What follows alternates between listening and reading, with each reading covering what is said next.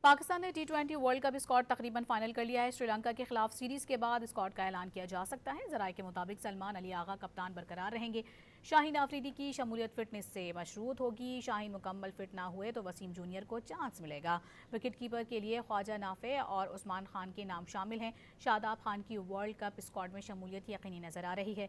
دیگر کھلاڑی میں صاحبزادہ فرحان، سائم ایوب، فخر زمان، بابر اعظم، سلمان علی آغا اسکواڈ کا حصہ ہوں گے۔ فہیم اشرف، محمد نواز، سلمان مرزا اور ابرار احمد بھی ٹیم میں شامل ہوں گے۔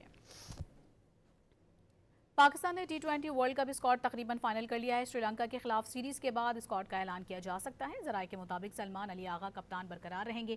شاہین آفریدی کی شمولیت فٹنس سے مشروط ہوگی۔ شاہین مکمل فٹ نہ ہوئے تو وسیم جونیئر کو چانس ملے گا۔